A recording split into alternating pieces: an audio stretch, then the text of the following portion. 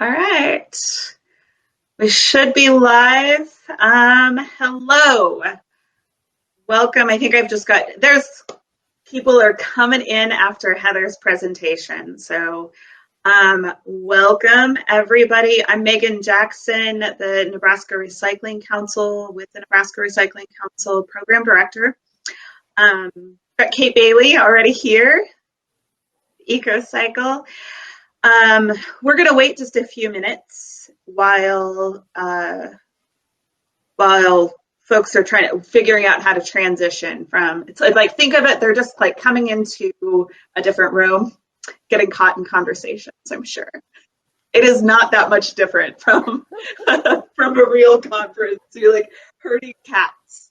Right. Everybody went to steal their cup of coffee in the bathroom break. They'll be in shortly.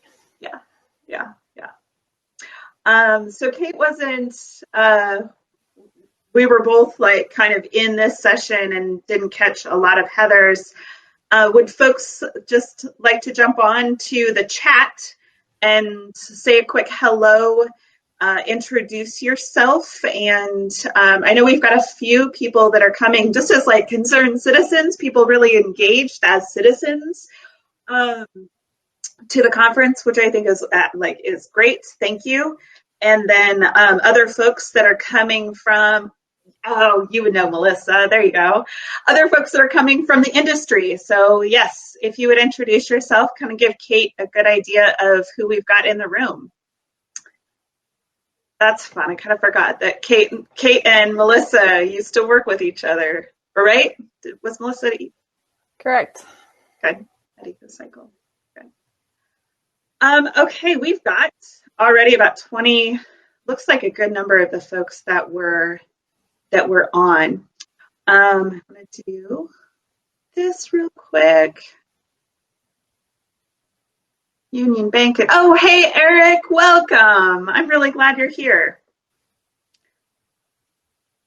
Jean. Adele from Columbus. Adele, is it Columbus, Nebraska? Or Columbus, Ohio? I meant to ask that. So I want to give a big shout out first. All right, good. Columbus, Nebraska.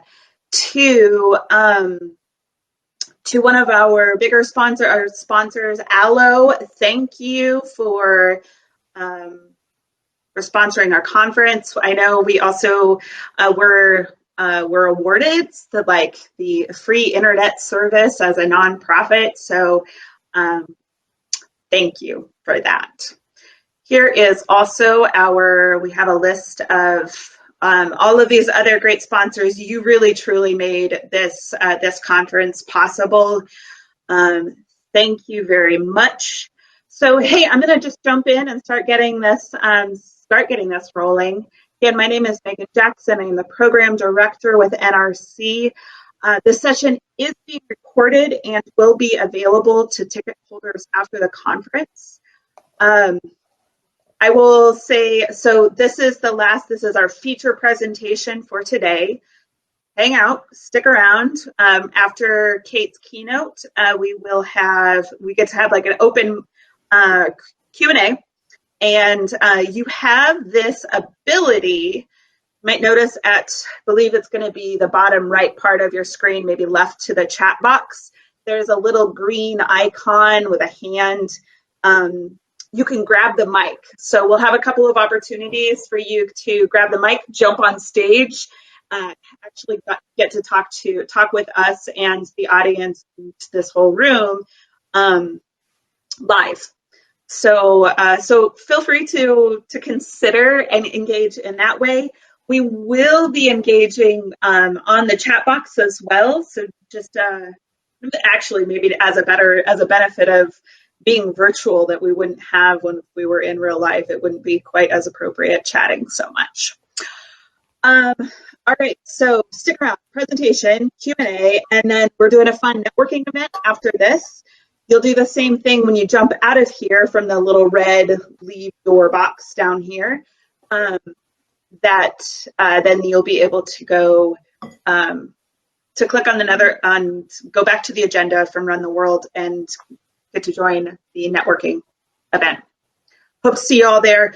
Tomorrow's session, we've got two really great workshops. So first, it's going to start at 1 o'clock with a short award presentation video. We get to see another one of those videos, and two workshop sessions. One is on municipal contracting for solid waste and recycling. We've got two industry experts joining our own Leah Meyer for that. And then the second workshop following right after that is rural recycling infrastructure. So that's going to be about hub and spoke in southeast Nebraska. Really fascinating data and research that Leah and her team with Haley has been collecting and will be showcasing. So a lot of good stuff for tomorrow. And then you can jump in and talk to Rubbermaid, Ripple Glass, and First Star will be having vendor booths. So get a chance to talk with them as well. With that, I want to make my introduction. Kate Bailey, she joins us from the policy, and she is the policy and research director for EcoCycle based out of Boulder, Colorado. EcoCycle is one of the oldest and largest nonprofit recycling organizations in the world, has 44 years of hands-on experience with nearly every aspect of the recycling stream, including hauling materials, MRF operations, education outreach programs, local and state legislation, advocacy, and hard-to-recycle material collections. EcoCycle is literally like a one-stop shop. So Kate comes with us. She is a national expert in creating community infrastructure, policies, and programs to reduce waste and increase recycling, and has experience working with a wide range of stakeholders all along the supply chain to advance a circular economy. We've worked with her for a couple of, started working with her since I've started with NRC, and it's just a real honor to be able to bring her to our virtual platform and stage. With that, let's see, Kate, I will pause my presentation. Looks like you can get up. I will jump off of my video as well. Folks, welcome, Kate.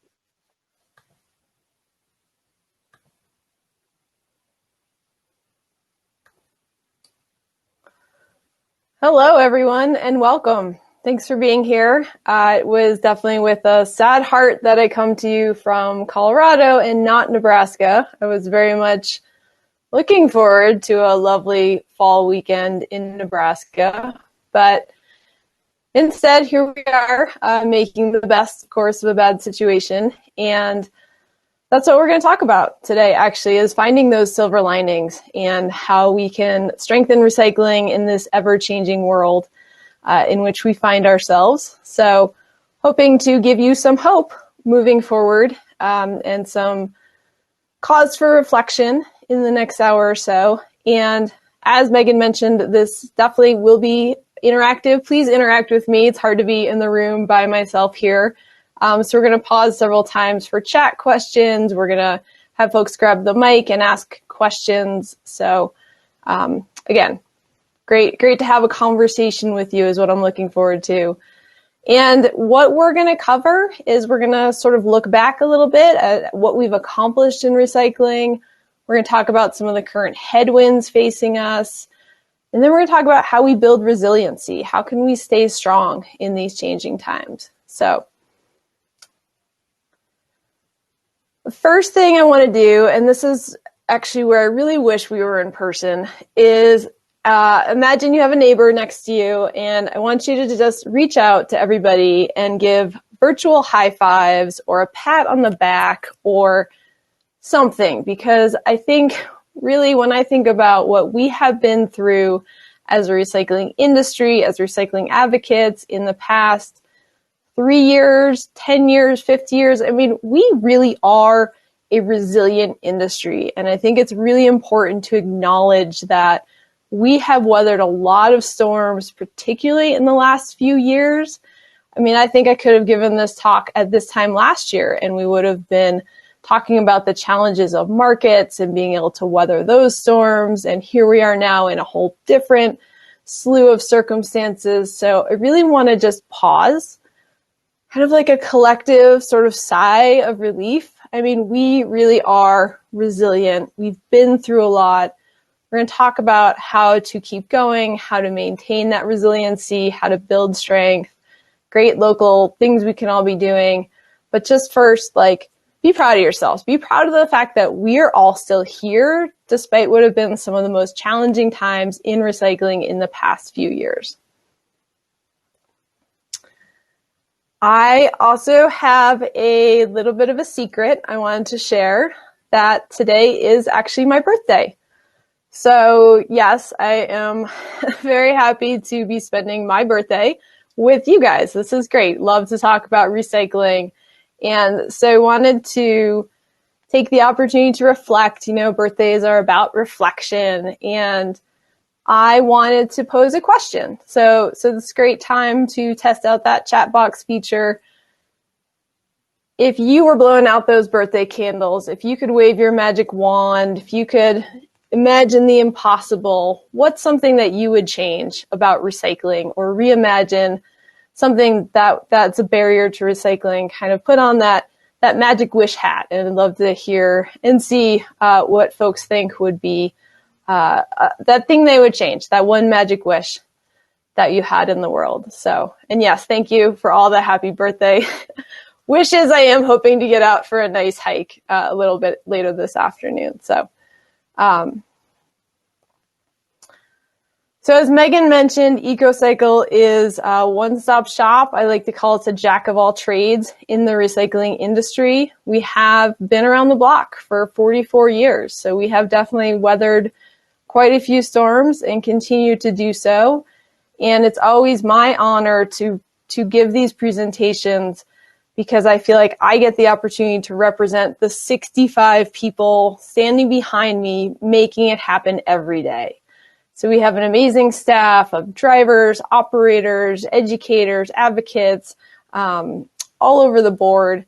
And our model is really about innovating, implementing, and advocating. So we really try to develop new waste recovery and zero waste programs here in Boulder, Colorado, and then work to implement those at a state, at a national level, to share those with communities, to help folks like yourselves implement great programs where you are. And we really do that through 4 focus areas. So we run infrastructure, right? We do the nuts and bolts of collecting, processing, and marketing the materials. We run trucks and we collect recycling and compost and electronics and shrink wrap, pallets, hard to recycle stuff from businesses. So we know what happens when your compost freezes in the truck in December or January, and we know how to troubleshoot those nuts and bolts of things. We operate the Boulder County Recycling Center, the single stream MRF. And so we handle about 60,000 tons of cardboard, aluminum, paper, glass every year. So again, we understand the challenges of marketing. We know contamination. We live and breathe that every day. We also operate a center for hard to recycle materials, where we take 24 different types of products, things like mattresses, electronics, appliances, clothing, porcelain, toilets, and we find new markets for those, and we look to recycle and reuse them. So very grounded in the operations side of things, and that really helps us to advance policies and programs to help support recycling, because we understand what it's like to be in the trenches to try to make it happen every day, and the importance of having the policies and the programs to help that infrastructure succeed.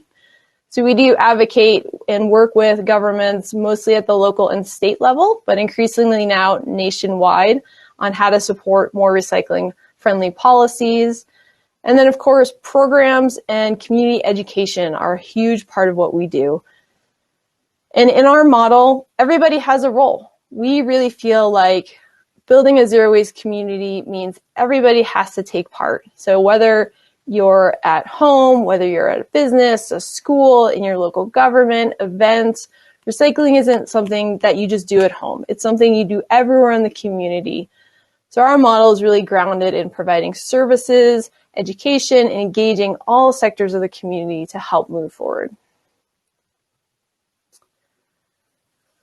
So I want to dial back for a quick minute here, and these are always fun throwback pictures, of course, to share as well. So something happened this year that got lost a little bit in the pandemic shuffle, of course. So in April this year, we celebrated the 50th anniversary of Earth Day.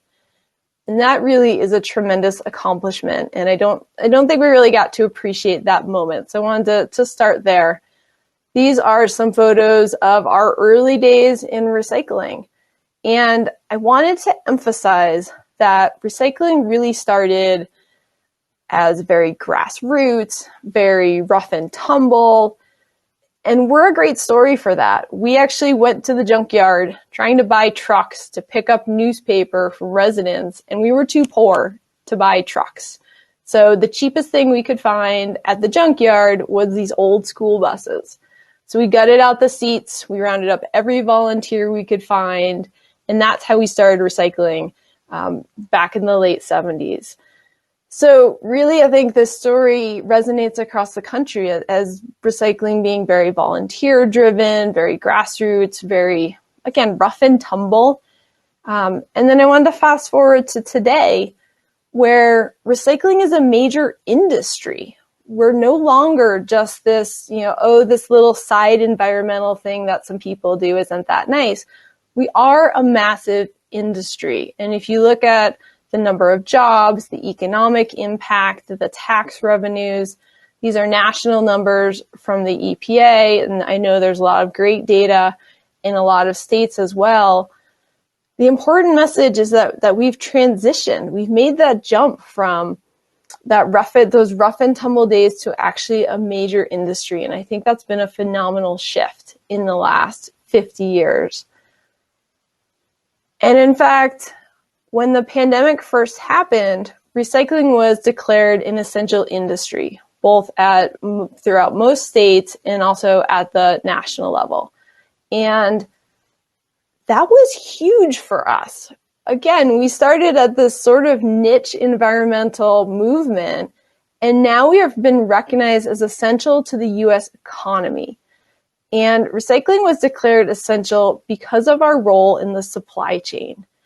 And that is because the materials that we collect and process, so the glass bottles, the newspaper, the cardboard, the plastic, they get collected, they get sent to manufacturing, to factories around the country, and they get made into new products. So your paper became toilet paper that we were all in such high demand of. Your glass became glass medical vials to help with vaccines. Some of your plastics went into PPE. And so this recognition that recycling was not about keeping waste out of the landfill, but it was actually about feeding American businesses with the raw materials that they need to produce the goods that we need. And I think that's such a fundamental change in how we think of recycling. It was a really exciting thing that has come out of these tough times. So the economics aside, we really have had an amazing environmental benefit over the past 50 years. Over 2.25 billion tons of materials recycled and composted. We've saved over 4.5 billion barrels of oil. We've saved enough carbon emissions to take the equivalent of 1 billion cars off the road each year. So really, again, what started small has grown into this colossal environmental and economic system. And that really is kudos to a lot of hard work by a lot of folks in this room and throughout our community. I just think it's important to reflect back on those big changes. So when I mentioned the carbon benefits, it leads me to this discussion where how we recycle has changed, our role in the economy has changed, and in fact, the whole reason why we recycle has really evolved over the last 50 years. So this is a classic photo of the Mobro garbage barge, which really set off some of the recycling movement in the late 80s. And it was really about finding a home for this trash. And recycling was all about how do we keep materials out of landfills? And that's still important, but it's not the most important reason why we recycle anymore. Recycling now is about how we can help stabilize our climate, how we can create jobs and local economic impact, how we can reduce pollution, how can we have more resilient cities and more resilient U.S. manufacturing.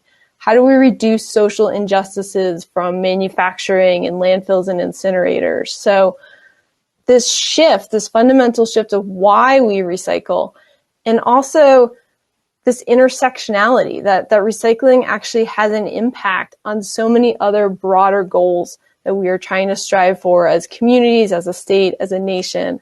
And that's one of the reasons that gives me hope about what the future holds for recycling. So with that, would love to get some more chats going. You guys are doing a great job on the chat. Love to see that. Really like to know we've talked about what recycling has accomplished in the past 50 years. So now look into your crystal ball. What do you want to say 50 years from now? Where do you want to be? So someone mentions, reduce, reuse, recycle. We need to get back to that. Great example of what we'd like to be able to say looking back 50 years from now. So love some thoughts in the chat. And then, of course, if anybody has a question, I'll pause briefly, too, for any questions. And Megan, maybe you can help me here with some of the chat and some of the questions to see if there are any pause for questions before we move into some of the current challenges facing us. Yeah, if anybody, I haven't actually seen a question. There's such great, Kate, already. You're hitting us off in like such a dynamic way for a virtual conference. So getting a lot of chat engagement and some really great points on that already. Not just with Stephen, not only talking about, it's not just about reduce, reuse, recycle, like these three, like we really need to use recycling as one of our last resorts. A lot of talk about packaging and closing the loop on all of this, having markets for it. So, hey, are there folks, is there anybody that wants to grab the mic and ask a question, have any questions come up at this point? We can also, again, I haven't seen that in the chat box, haven't had any questions in the chat box quite yet. But we can give anybody a minute or two, like just a couple seconds, if you want to grab the mic. And Kent, thank you. I'm going to be, hold on just a second. Kent Holmes, the Environmental Services Director from the City of Omaha, is going to join us on stage. Should be working. So hi, I guess what's the biggest challenge in establishing local and regional end markets that you're seeing right now? I think one of the challenges is there's so much work to do. We have a little trouble finding focus. So it's almost like there's so much opportunity, right? There's so many different end markets that we could be developing. We have a little bit of a scattershot approach. And I think one of the things that's helpful to look at a state level is who are your manufacturers in the state? Who are the companies that are already looking for those raw materials? And can you figure out how to get those to the markets in your state? Or the flip side of that, looking at, do you have a unique feedstock or a unique industry that's asking for things? So, for example, in Colorado, we have a booming cannabis industry, and they're in high demand for reusable, recyclable packaging. And they are also producers of an incredible amount of residue, right? Debris, plant stalks, dirt. And so trying to find a home for that. So I think, working with those unique opportunities in your own state, that's different across the board. So I think there's a lot of opportunities, definitely a lot of challenges as well, but definitely a huge focus moving forward. So you would encourage kind of a leadership at the state level, whether it's a plan or some other directive that really identifies, here's some things that we ought to be doing, proactively for developing markets, and that should really be at the state level. I think so, yeah, because the most important word when I think of end market development is it has to be proactive, right? That these businesses that are looking to use recycled materials, there's a huge investment happening right now across the country in new paper mills, new plastics processing, and those companies are looking for places to go, and you have to stand up and say, hey, come here, we want you. This is how much material we can supply you. This is how we get it to you. We've seen some great examples of states need to be proactive in that. And we need to say, come here. And especially, Colorado and Nebraska, we're alone in the middle of the island of the country. And so it's important for us to, in particular, really be proactive on those efforts. So awesome. Thank you, Kent, for jumping on stage. We will pause in a little bit again for questions. So if folks have questions, hold on to those. Some great thoughts coming in on the chat. And so with that, we are going to move into some of those challenges facing us at the current time. So nothing like, major headlines in the New York Times or the Atlantic questioning the future of your industry for you to really know that there are some significant headwinds facing us right now. It has been a rough couple of years for us in the recycling world. A lot of question about, what's going on? How is this not working? I thought we'd solved this problem. And so it's given us all some time for pause. And I think the most important message moving forward is no, recycling is not dead. But we do have some problems that have been mounting for some time. And the way sort of I look at what's happened in the last couple of years is, there's been a lot of focus on China's national sword and closing export markets so we can no longer ship. I think of that really as a tipping point. But the thing is that there were a lot of problems that have been building up in recycling for the better part of 2 decades. And often you need that crisis. You need that tipping point to address some of those challenges that have been bubbling around but just haven't gotten the airtime that they really needed. So for a number of years before China, we saw that we had a lack of domestic markets. We were not investing in U.S. manufacturing. We were seeing increased contamination and recycling for the better part of a decade. We have seen drastic newspaper. And now that is a dwindling part of what we do, and we're seeing ever more plastics and cardboard. We're also still seeing that recycling access is limited across the country. There's limited government funding. For a long time, governments have been the ones supporting recycling programs. And we're coming to this time, especially with COVID, where they don't have the funding and they never are going to have the funding to scale the system in the way that we do. And so, swirling around us leading up to China were sort of all of these and many other problems. And I think what happened with China was sort of just brought all of this to a perfect storm. And we saw recycling markets really take a nosedive, and a lot of these issues, were coming around, and it was time for us to address them. At the same time, wow, the world woke up to plastics. I mean, those of us who've been working in recycling, been talking about plastics and the challenges for 30 years. We've been recycling plastic bottles here in Colorado and talking about some of those challenges. But in the last 2 years, the global momentum on plastics has just been crazy. It's really accelerated as a global challenge, and rightfully so, right? So only 9% of plastics ever made have been recycled. We're going to see 4 times as much plastic produced by 2050 based on industry estimates. So, a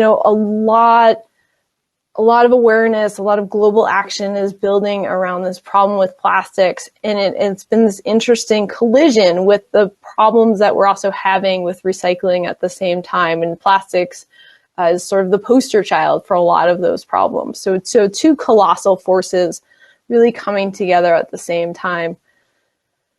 And the takeaway has been that recycling needs to evolve, that we have built a good system, we've built a good foundation, but it was never meant to be the end goal. Recycling is not going to solve all of those problems, and it has to be a transition. Recycling was meant to be the stepping point to a circular economy. So in a recycling economy, what we see is materials may only be recycled once, twice, 3 times.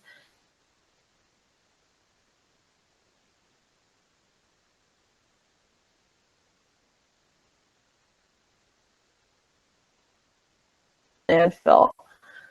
Whereas we want to move toward a circular economy where materials are reused over and over, recycled infinitely. So we sort of got, I don't want to say lost, but we sort of hung out a little bit too long in that middle step of a recycling economy. And now we're seeing a lot of great force pushing us to really make that transition to a circular economy.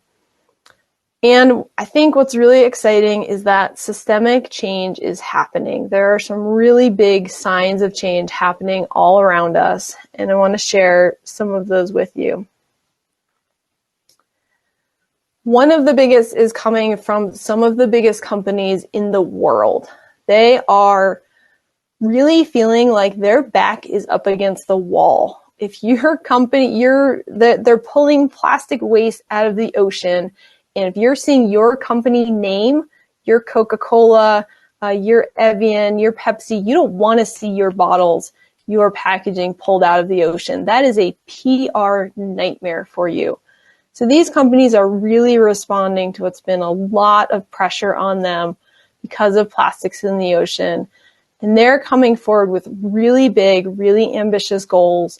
100% reusable, recyclable, or compostable plastic packaging by 2025. That is a big goal. And, we've seen corporate commitments come and go in the past, but these ones have a different flavor. These ones are really, they're big. They are working collaboratively, so they're working pre-competitively. They're not looking at, oh, Coke's going to do this and get the edge on Pepsi. They're actually coming together as an industry to make these changes happen. And from a recycler point of view, this is really helpful because we're actually starting to design plastics for recovery. So we very often get asked, we get a lot of phone calls. We have a recycling hotline, and folks call us up and they have something that they can't recycle in their hand, and they say, well, why? They get very frustrated, right? Why can't I recycle this? Why wasn't it made to be recyclable? Don't you talk to the designers? They love to ask us. And I always have to grin because no, we in the past have not talked to the designers. In the past, companies have put products on the market, and we as recyclers are forced to kind of deal with that. And we're very reactive instead of collaborative. And one of the really big shifts that is happening is we are finally talking as a supply chain. So this is a recent group I participated in of the natural foods industry, where we actually got together as the entire supply chain, from the people who make the material that becomes the product, to the product designers, to the way it's labeled, packaged, distributed, how the consumer uses it, the recycling and compost system. And we actually started breaking down, how do we work together better? How do we understand our own challenges? How do we understand how we can support each other? And this is such a fundamental shift where we're no longer in these silos of you're the recycling industry and you're the packaging designers. We're actually starting to collaborate and work towards some of those really big goals around packaging. So that is really a huge sign that things are moving forward. Now, the goals I posted, 100% reusable, recyclable, or compostable. So this is another big fundamental change happening, is this emphasis on reuse. It was great to see some of the things on the chat about bring back, reduce, reuse? Absolutely. And one of the challenges with reuse has always been, it always was sort of like niche things that could be reused, or we had individual behavior, and we really struggled with like large scale examples. So that's why it was really exciting when Loop launched last year. So Loop is an e-commerce platform where you can order many of your common household goods. So you can order laundry detergent, you can order granola, you can order ice cream, and it comes in these reusable, often stainless steel, sometimes plastic, but reusable containers.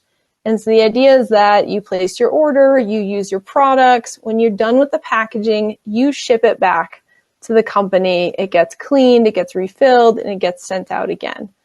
So this is an innovative platform for two reasons. One, e-commerce is radically changing how we shop, and helps us really to be in a position to reimagine how we're getting products to and from the home. And so it opens up a lot of great new opportunities in reuse. But the second exciting thing about Loop is also that this is name brand. This is Tide, Cascade, this is Haagen-Dazs. These are all your big brands investing in reuse. So this isn't just, this cool little niche shampoo or soap or something that I can order on the side. This is mainstream grocery store staples. And so Loop is really shifting. You're seeing a big investment from companies to try this out, to see if we can make this work. And that's a really important shift from the business side.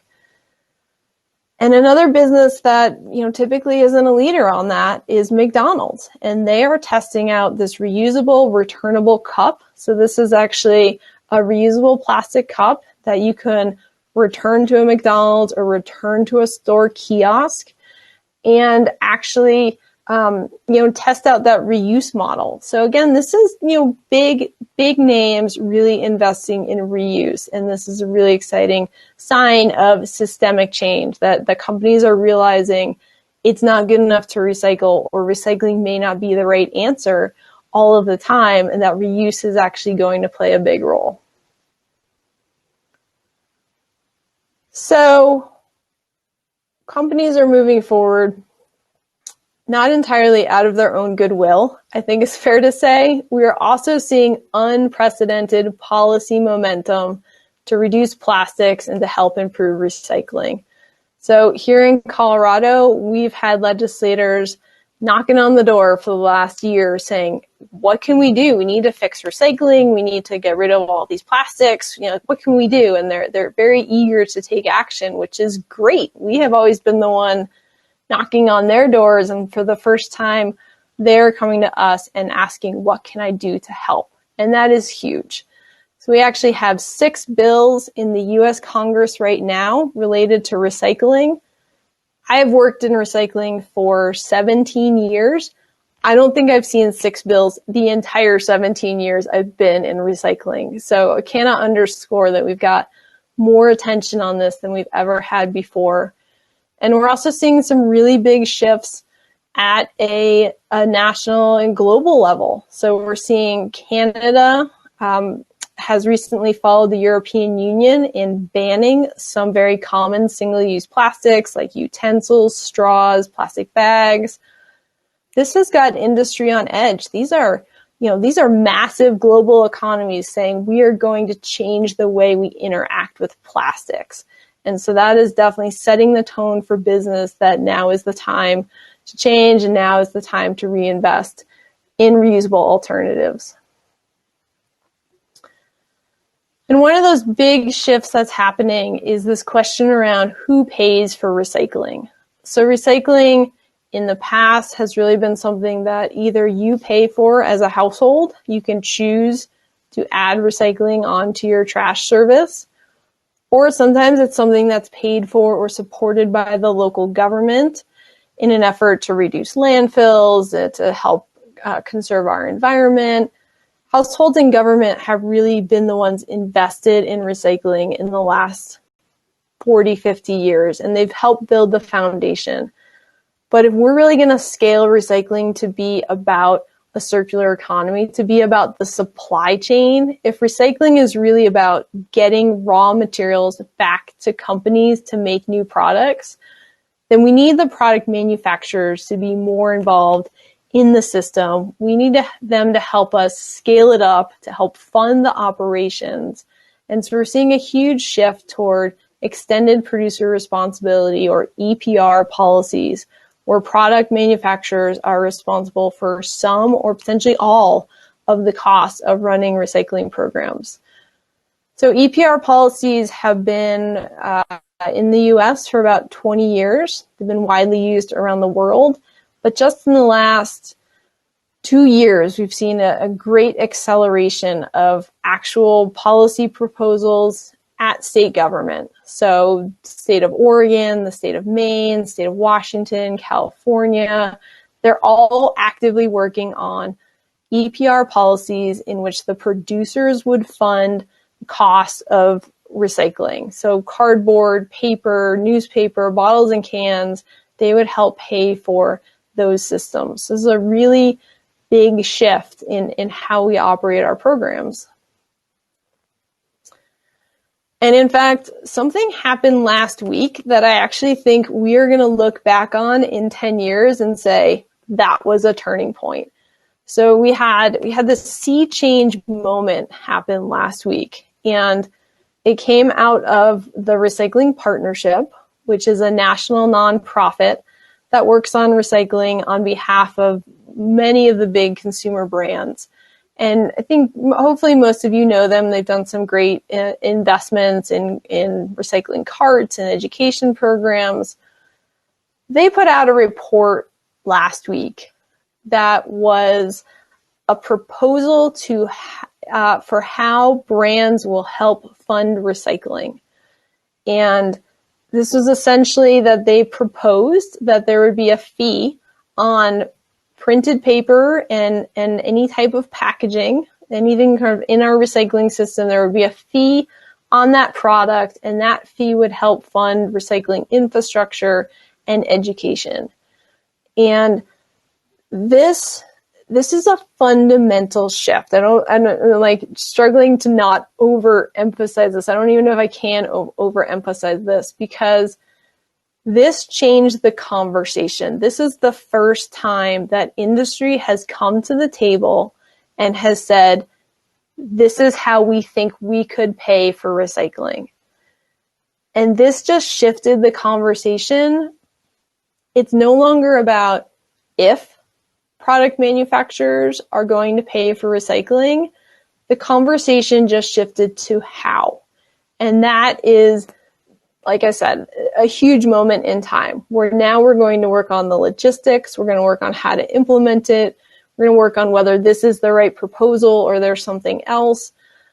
But to have industry collectively come together and say, we recognize that we need to put real money into the recycling system, and this is how we think we can do it, that really was big news. And I think a really exciting sign of really systemic changes coming.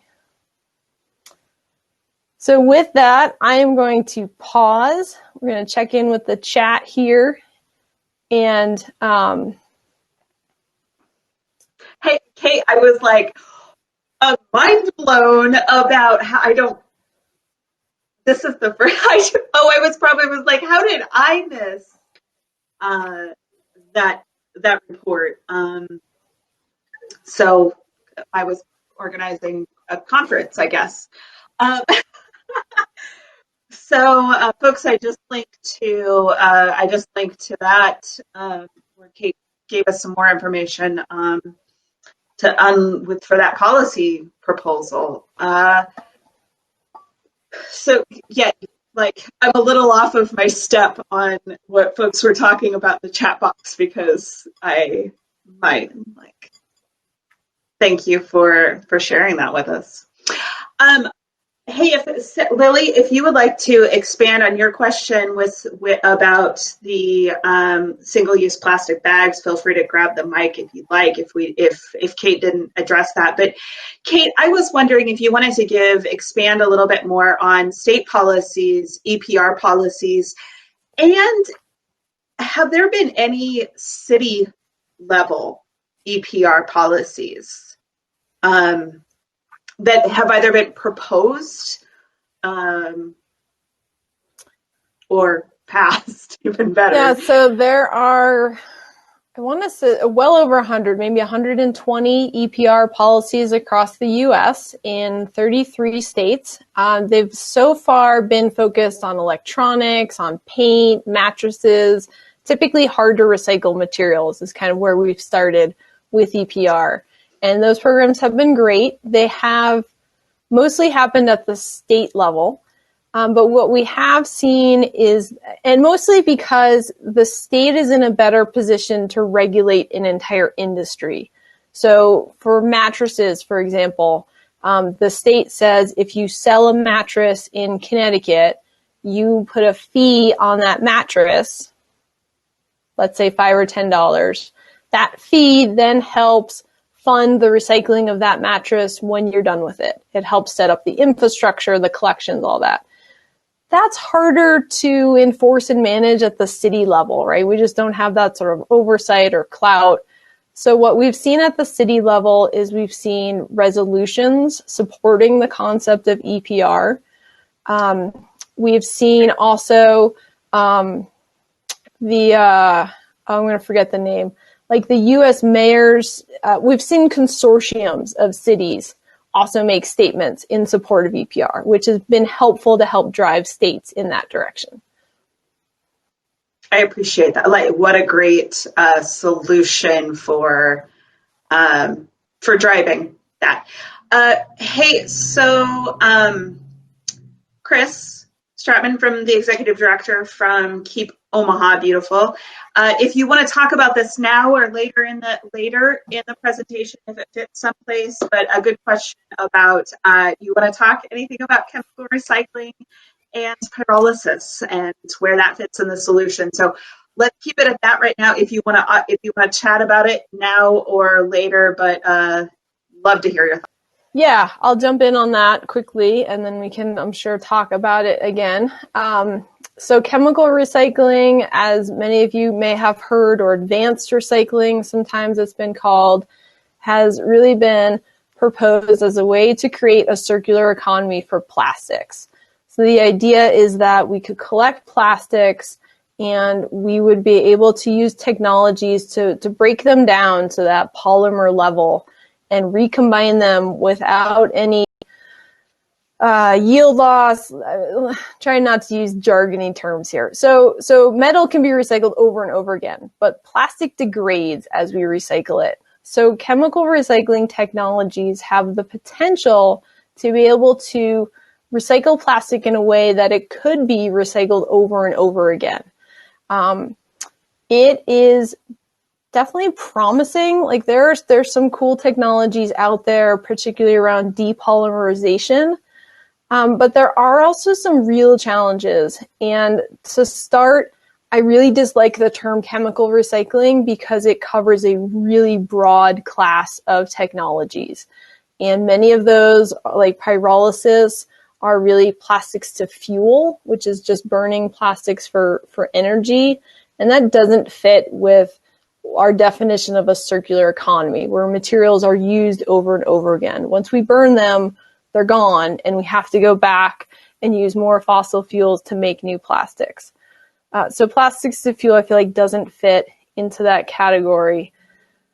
The other challenge with chemical recycling, some of the plastic to plastic, depolymerization and purification are the two leading technologies.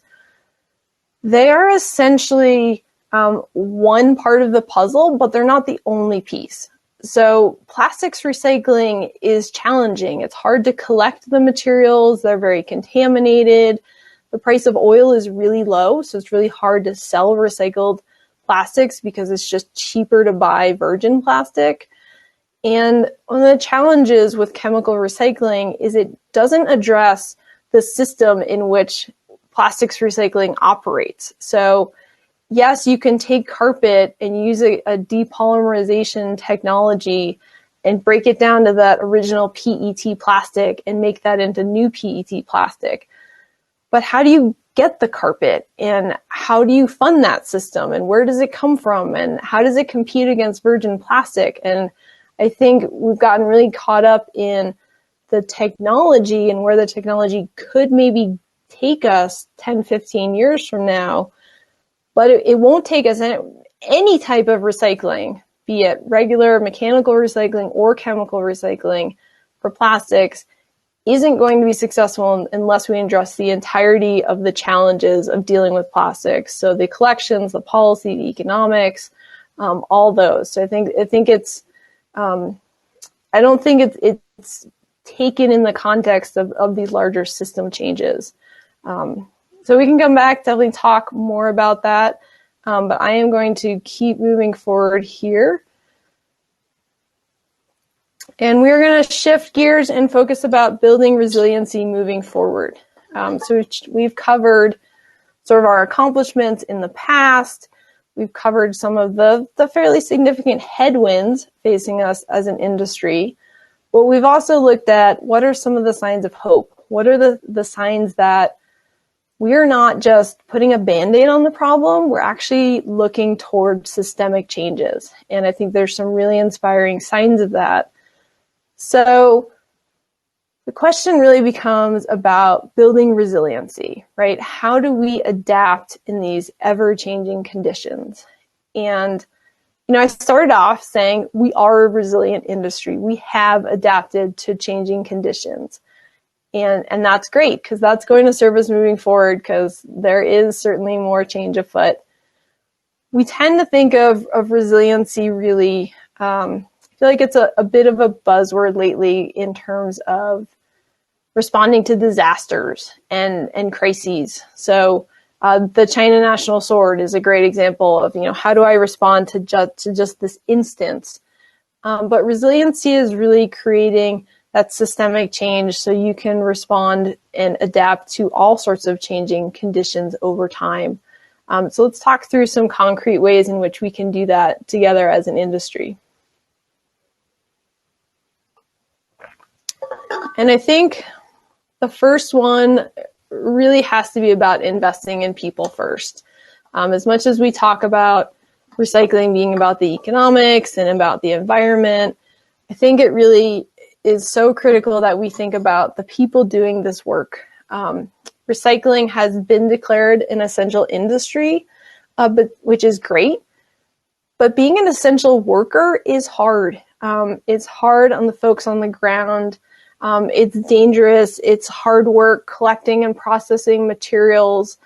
And so there's been lots of talk about hazard pay, giving recycling employees priority status for PPE. And I think this is really a shift we are going to see moving forward, is really we're all collectively feeling as people like life is hard right now, right? We need to invest in people. The people are what make this whole system work.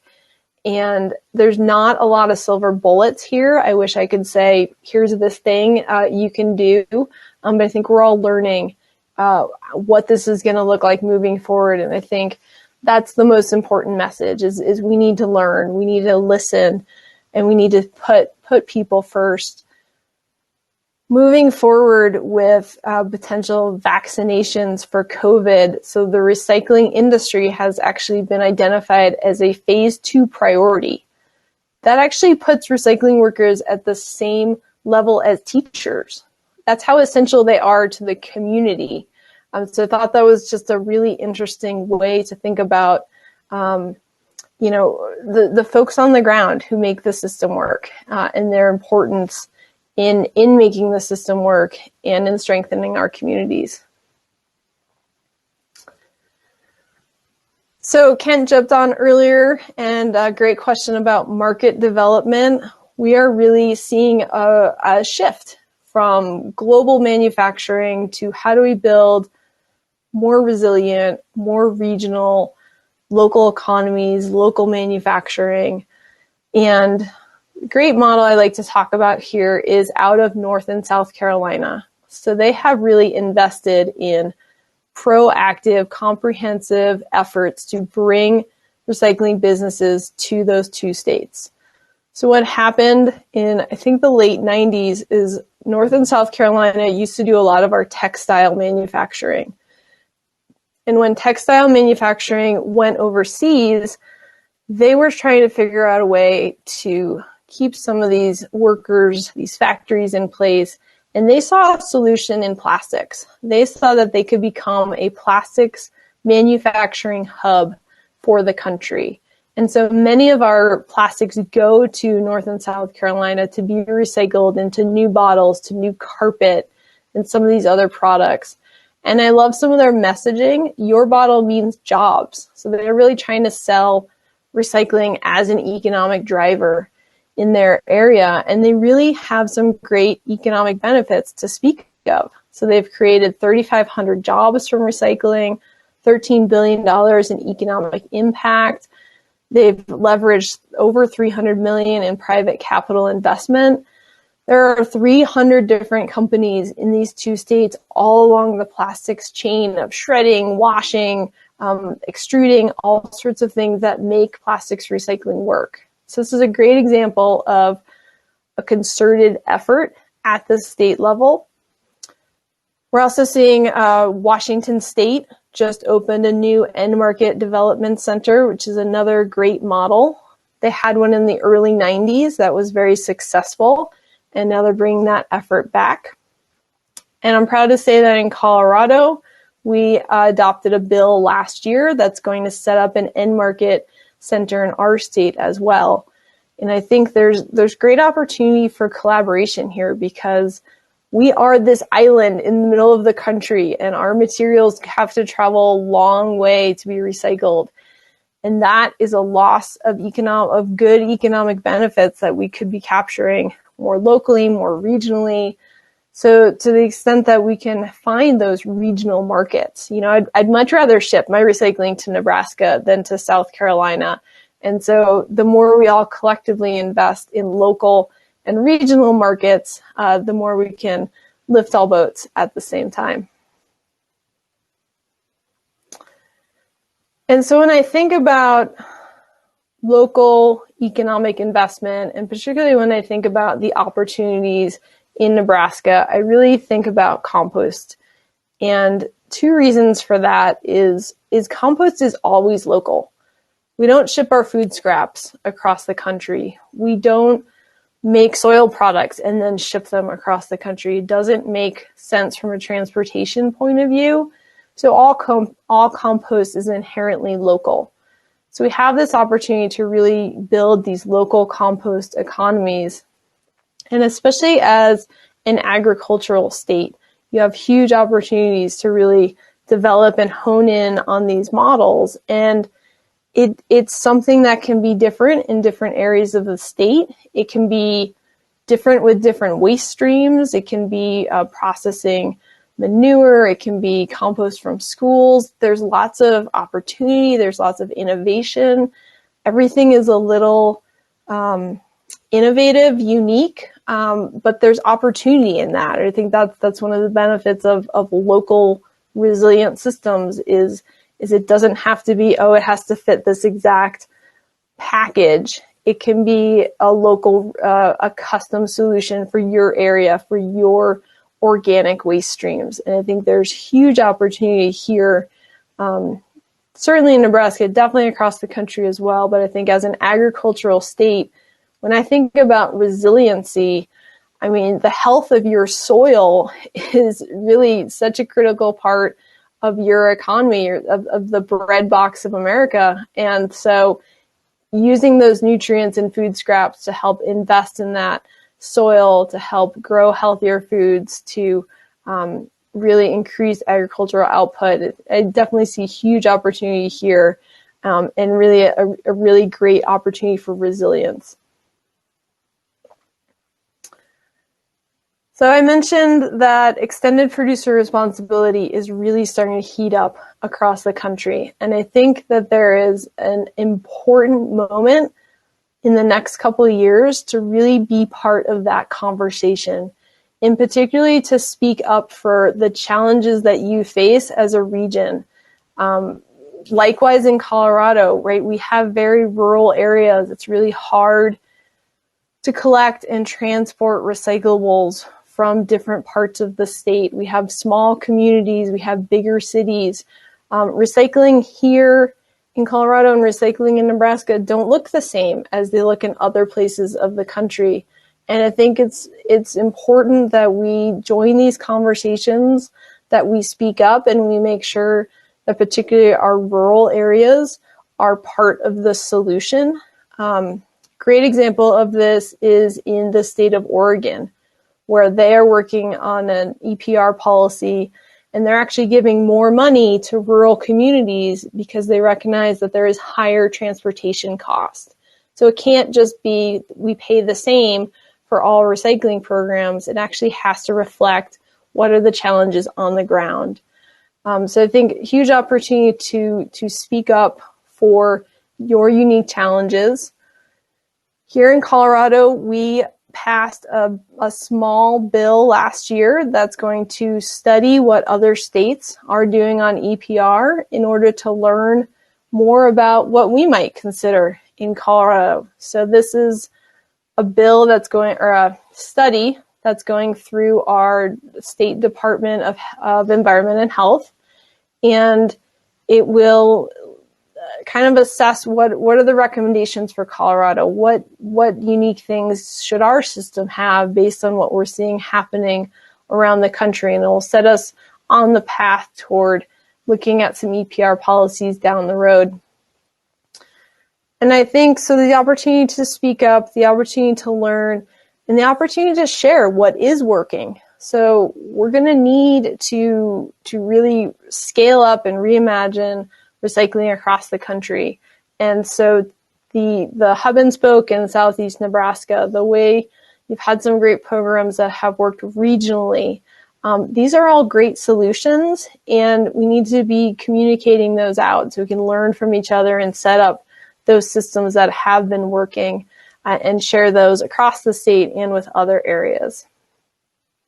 And this is really about how we help build a more resilient system, recycling system. So be an active participant in shaping that new system that's coming. I mean, I think EPR is coming in the next decade. And so exciting time to engage in that. When we talk about resiliency, I think we all know, don't go it alone. We're stronger as a team. And this is where I think we've spent a little too much time in our recycling silo. We tend to think of ourselves as the recycling industry. When we think about reuse, maybe we think about thrift stores or they're just sort of this other group, right? And same with composting. We have a little interaction with composting, but they often are kind of treated as their own industry. And I think building our own resilience and building our collective resilience is going to be key moving forward. These are the three solutions on the table. We don't want to be fighting with each other. We want to be allocating resources, deciding which product works in the best system. We want to get on the path for change, and it's going to take all three approaches to make it work. So I think looking at more cross-collaboration between, we always talk about reduce, reuse, recycle, compost, but it's not very often that we actually all work together and share ideas. And so I think that's a great opportunity for all of us moving forward.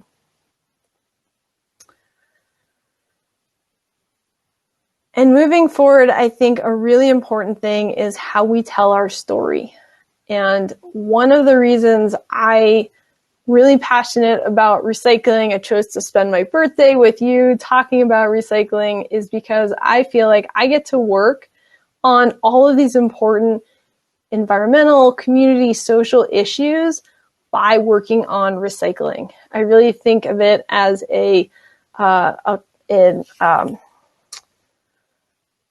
a tool that helps address many different challenges.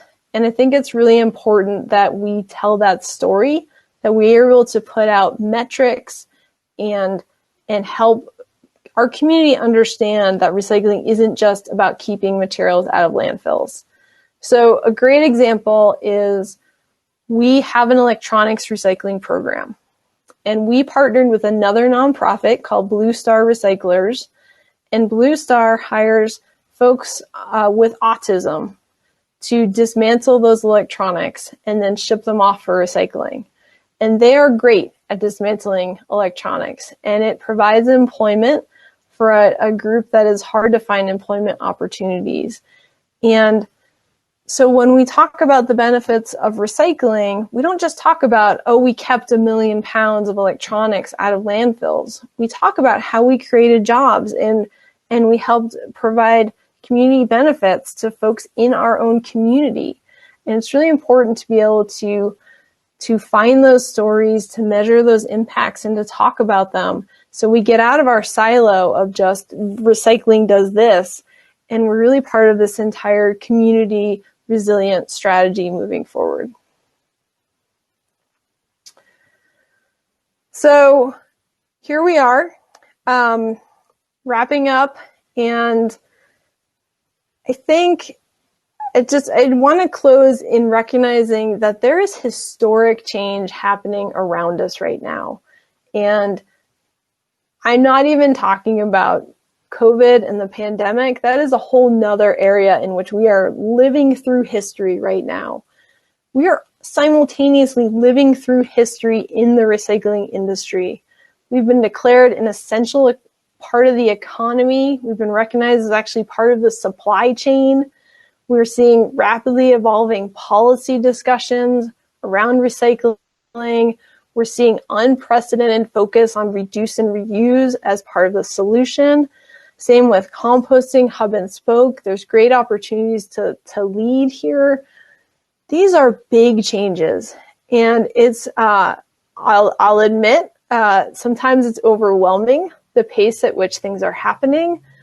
But at the same time, it is a privilege and inspiring to be part of historic change. And I fully believe that we're going to look back 10, 20 years from now at 2017, 2020, we're going to say, wow, there was so much happening then that set the direction for recycling for decades to come. So it really is amazing to be part of this time.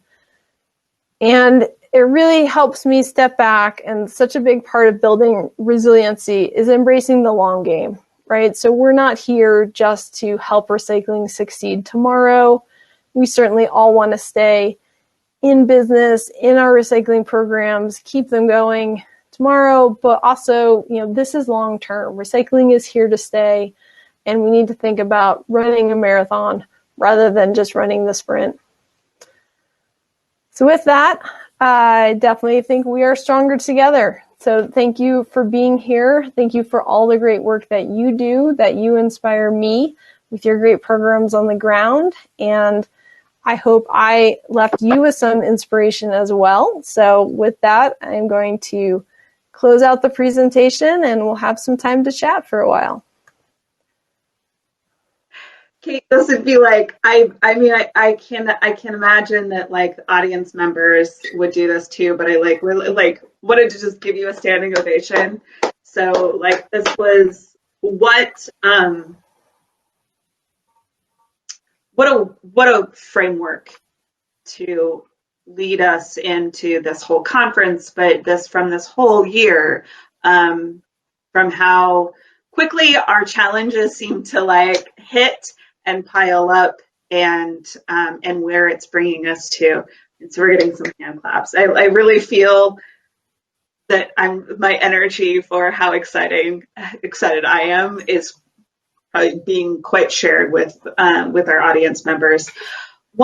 Something that I wanted to share that this inspired for me or made me think about is Dr. Catherine Wilkinson, who contributed significantly to, of course, to draw down the most comprehensive plan ever proposed to reverse global warming, edited by Paul Hawken, but I heard her speak.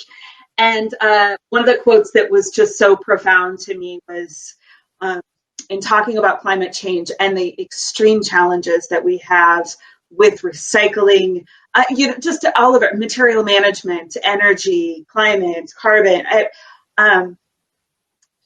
What a magnificent thing to be alive at a moment that matters so much.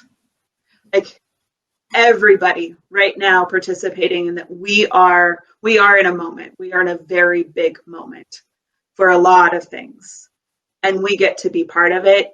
And isn't that pretty magnificent itself?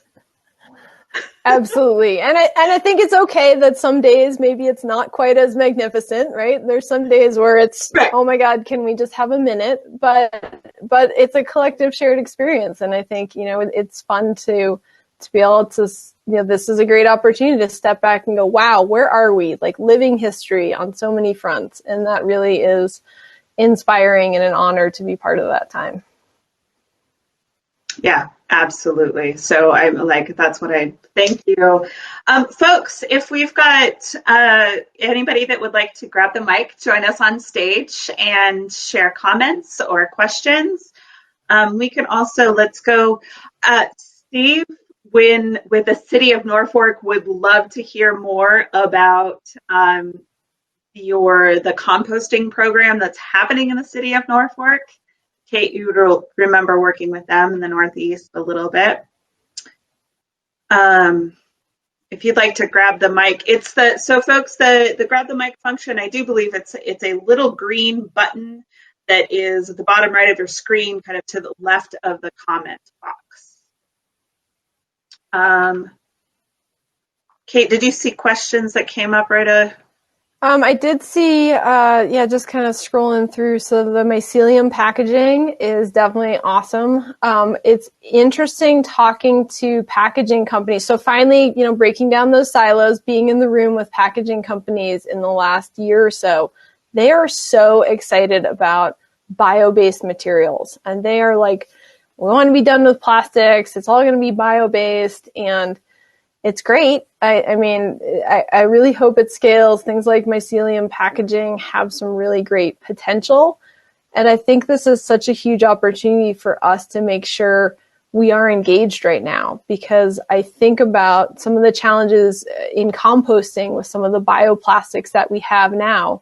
So the compostable forks and cups, and those are a real challenge for composting facilities. And I was talking to a packaging designer, and she was like, well, tell me about, the conveyor belts and the lasers and the sorting that they're using at the composting facility. And I was like, no, they're not, they're not using that at the compost. And she didn't realize, she assumed the composting facility looked maybe like a single stream recycling facility. So I think the degree of disconnect that there is between designers and the recycling and composting industry, it's, I don't mean to pick on that one poor designer, but we have this opportunity to really shape how we collect those bio-based packages moving forward and avoid some of those mistakes that we made in recycling in the past. Yeah. But, to your point about the product design, like asking that question and why we need that collaboration and like not just closing the loop on our products, closing the loop in supply and manufacturing and development, like the whole research and development phase. And so we all understand what we're doing. Yeah. Go ahead. I'm sorry. And that research and development is going to be a big part. I see a couple of questions about the End Market Center in Colorado. So it is not developed yet. We are trying to figure out who houses it. There's been some discussion about whether it should be in a state agency or maybe with one of the local universities. And really because of the research component, right? So universities are a great opportunity to provide a lot of that research. There's some great models out of Arizona State, for example, And so I think there are some great collaboration opportunities in that end market development, business schools within local universities. I know Nebraska has some regional economic development offices. So you already have some of the tools in the toolbox, right? It's just all about kind of putting it together in one comprehensive package. Yeah, thank you for expanding on that. And so we will have Gail Hubert from the Region 7, I believe, is the EPA region. But at the End Market Development Workshop that is on Thursday afternoon, and I know she will be talking about Colorado, Iowa, a couple of other examples from her EPA region for end market development. Go, Gail, you're here. Thank you. Thank you. He caught me too. I should know what EPA region I'm in. Thanks, Gail. But yeah, join us there. Thank you for joining up on the stage, Sandy. I'll get you. And Chris, I appreciate your question. So I don't want to lose this, but real quickly, let's go to Sandy first, and then we'll take Chris's question about composting since Sandy's on stage. Thank you. Sandy. Hi, hey Kate. Thank you so much. It's really good to work with you again and have all your great stuff. And so you gave me, and I think everybody else, a lot of hope, which we could all use. One of the problems I still have in the community here in rural Nebraska, people are like, oh, but where can I take this or where can I take that? And a lot of the times they're asking, are my plastics really getting recycled? So just the hope is great, but the day-to-day, I don't feel confidence in telling them, yes, keep doing it. I can't get really reassuring answers from our recyclers. And so I guess, what do you tell people? Yes, keep recycling that bottle and wishfully think that it's going to be made into a jacket, or thoughts? Yeah, great question. I think we are really asking a lot of good questions about what are happening to plastics. I think there have been several programs around the country that have accepted all types of plastics, knowing that not all of them were being recycled.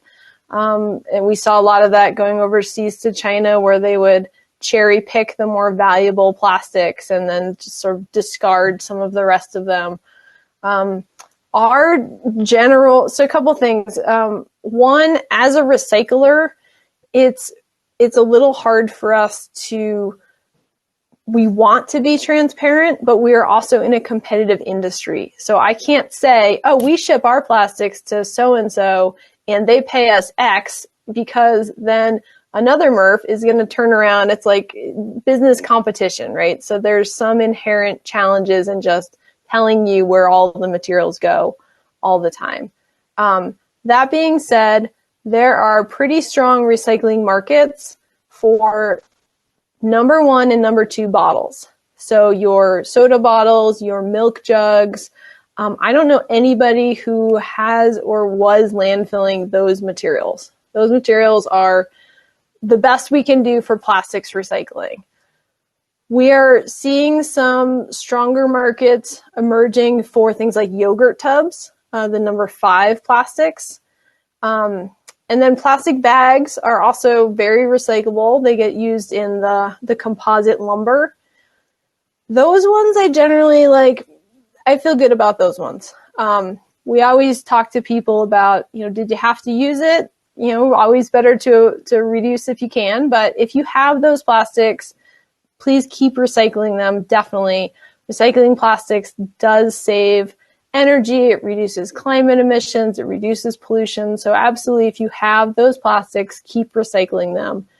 If you have others, and man, there's a lot of other out there, those are going to be hit or miss, really depending on the program. And that's where we've gotten into some trouble as an industry and not kind of being more transparent. But that's also where we need to push back and against producers. And we're starting to see a lot of really big national efforts talking about eliminating problematic plastics. So if you get something and it's in a number 7 bottle, you're like, I can't recycle this. Why can't it be in a number 1 or number 2 bottle? And I'm a firm believer that we are going to need to simplify plastics recycling. We're going to need to choose a few plastics that are the most recyclable, the least toxic, and we're really going to have to simplify what we use and then how we educate people moving forward. So last thing I would say is companies are listening. They are absolutely responding to people telling them they are mad that it's not being recycled. They are mad it's not recyclable. So definitely please keep encouraging people to let companies know that they want something that's more recyclable. Thank you. Yeah, appreciate that. Thanks, Kate. Thank you, Sandy. Thanks for jumping on. Let's talk about Chris's point and question, because I think that we are industrial composting farms and like what Stephen was talking about as well, that's happening in Norfolk. Like our compost operations, they're coming online. There's an opportunity. And what are we going to do now to prevent the same kind of recycling challenges with packaging?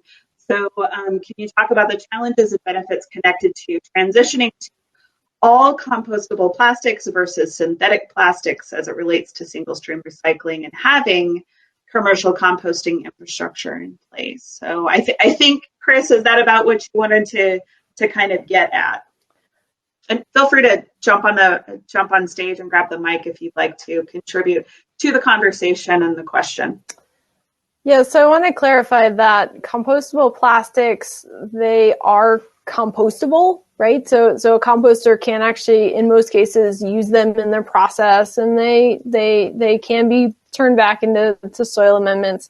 The challenge that we're hearing from composters is when they accept compostable plastics, they get so much other plastic with it that people either wish was compostable or didn't know was compostable or couldn't tell. I mean, you folks are all relatively experts in the room, and how often have we sat there and gone, I don't know. It is maybe if I put it in water, maybe does it break down? I mean, it is hard to tell. So one of the things that we talk to packaging companies about is you have to put it on the label. It has to be right here because this is where I'm looking for it to know, is it compostable? And it has to be certified compostable. We're big fans of the BPI, Biodegradable Products Institute, for ensuring that compostable actually means something, that it can be accepted for composters. BPI just came out with a composting labeling guide that I would highly recommend. It talks about things like a green stripe or something that is universally recognized by composters. If you've ever stood out in the compost pile, you can't tell from 10 feet away what is compostable or not. And so if you're a composter, you're really reluctant to take on that challenge.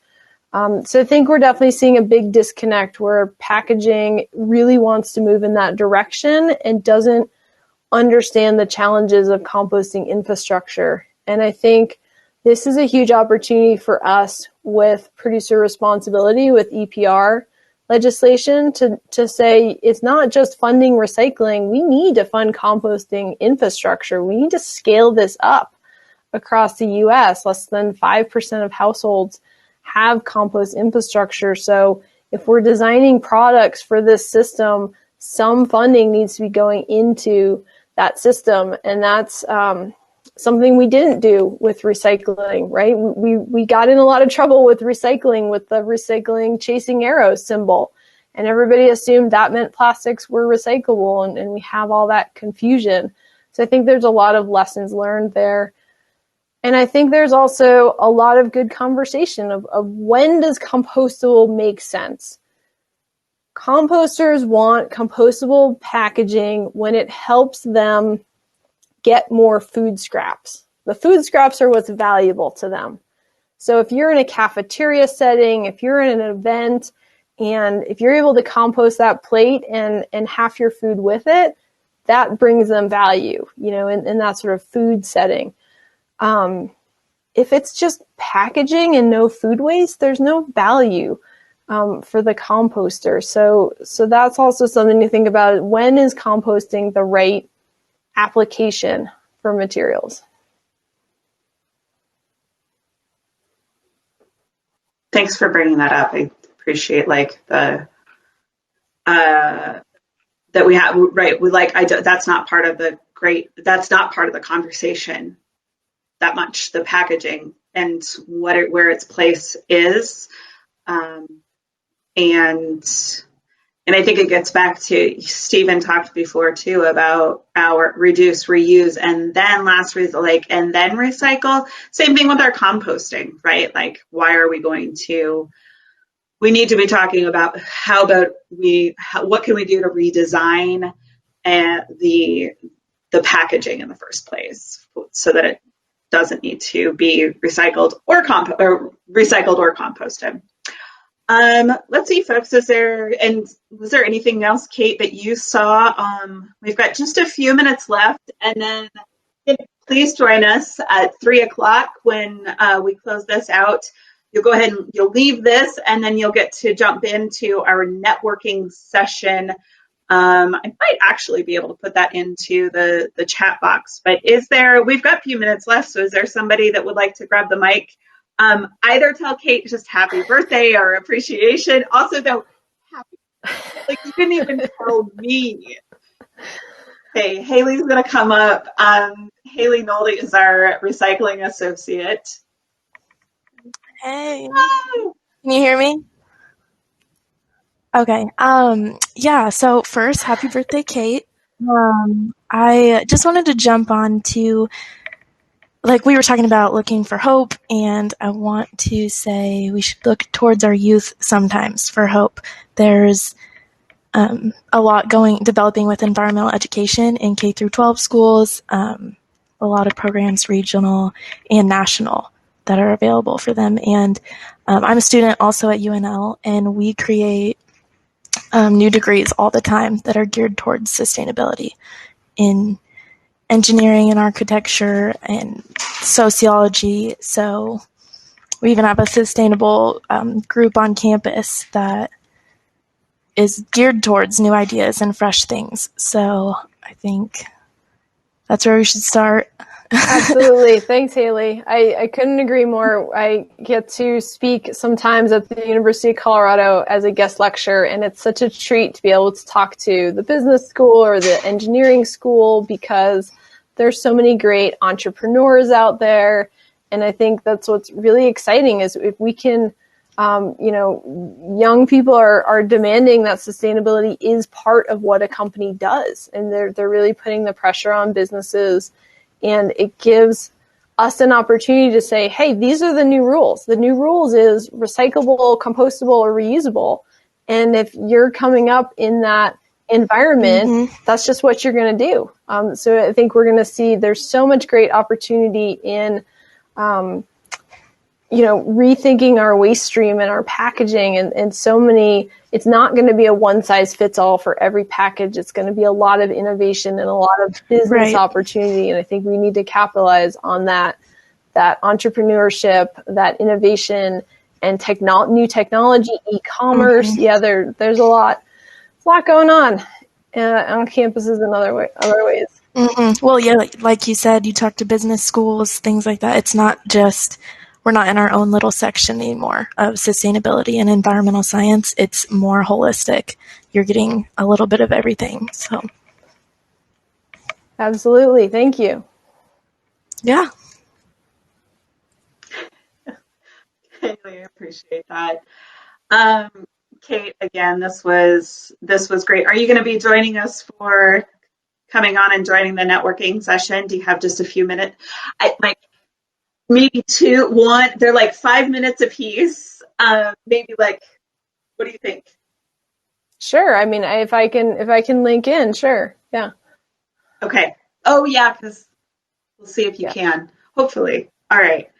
Are there any last words? I would just say, we're all in this together, right? We're in radically changing times. It's exciting. It's overwhelming. It's living through history. So, please stay connected with each other. Reach out to me. We're neighboring states. We've got a lot where we can grow together for sure and learn from each other. So excited to be here. Thank you all for the great work that you do on the ground. It gives me hope. Hopefully I gave you some hope as well, and please be well.